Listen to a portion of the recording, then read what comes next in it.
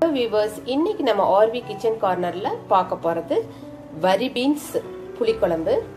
அது ஒரு 15 மினிட்ஸ்ல நம்ம எப்படி டேஸ்டா செய்யறதுன்னு பார்க்கலாம்.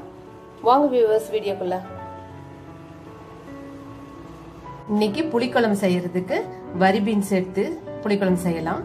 அதுக்கு வரி பீன்ஸை வந்து நான் நைட்டே ஊற வச்சு இப்ப வேக வச்சு வச்சிருக்கேன். 1 கப் எடுத்திருக்கேன். சின்ன வெங்காயம் 10ல இருந்து ஒரு 15 வரைக்கும் சின்ன வெங்காயம் போட்டா ரொம்ப டேஸ்டா இருக்கும்.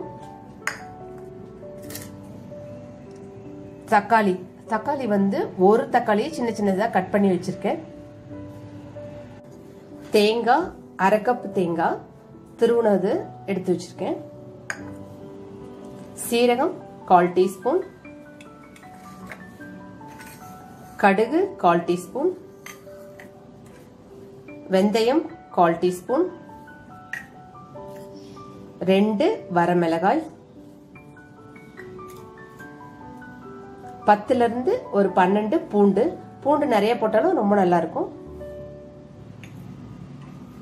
சாம்பார் பொடி 1 டேபிள் ஸ்பூன், தேவையான கறிவேப்பிலை, மஞ்சள், நல்லெண்ணெய். இன்னைக்கு நான் நல்லெண்ணெய் தான் யூஸ் பண்ணி தான் புளிக்குழம்பு செய்ய போறேன். சால்ட். லெமன் சைஸ் புளியை வந்து ஊற வச்சிருக்கேன். நான் ஊற வச்சு வடிகட்டி வச்சிருக்கேன். இப்ப நம்ம புளிக்குழம்பு செய்ய ஆரம்பிக்கலாம். புளிக்குழம்பு செய்யறதுக்கு முன்னால நம்ம வந்து தேங்காய் வச்சு ஒரு பேஸ்ட் ரெடி பண்ணிக்கலாம். தேங்காவும் சீரகமும் போட்டு நம்ம இன்னைக்கு அரைச்சு வச்சுக்கலாம். சீரகம் போட்டு ஒரு பேஸ்ட் ரெடி பண்ணிட்டோம். இப்ப புளிக்குழம்பு செய்ய ஆரம்பிக்கலாம். இப்ப நல்லெண்ணெய் 3 ஸ்பூன் ஊத்திக்கலாம். ஆயில் ஹீட் ஆயிடுச்சு. கடுகு நல்லா வெடிச்சு வரட்டும். கடுகு நல்லா வெடிச்சிருச்சு. வெந்தயம், மிளகாய், கார்லிக், வெங்காயம், பூண்டு எல்லாம் போட்டு நல்லா வதக்கிக்கலாம். இப்ப தக்காளி போட்டுக்கலாம். இப்ப நல்லா வெந்துட்டு இருக்கு. மஞ்சள், சாம்பார் பொடி, சால்ட், கறிவேப்பிலை நல்லா போட்டு வதக்கிக்கலாம். இப்ப நல்லா வதங்கிட்டு இருக்கு.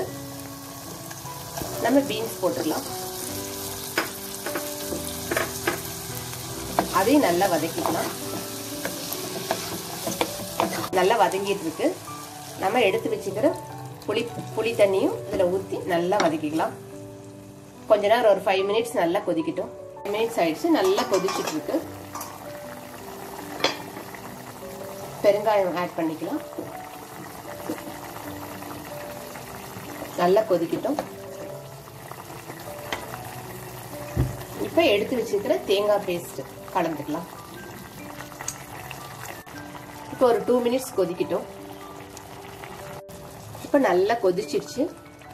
இப்போ ஃபைனலா நம்ம கொத்தமல்லி ஆட் பண்ணிக்கலாம். புளிக்குழம்பு ரெடி ஆயிடுச்சு. ஒரு 15 மினிட்ஸ்லயே புளிக்குழம்பு செஞ்சிட்டோம். இந்த வீடியோ உங்களுக்கு பிடிச்சிருந்துச்சுன்னா ஆர்வி கிச்சன் கார்னருக்கு சப்ஸ்கிரைப் பண்ணுங்க. Thank you viewers.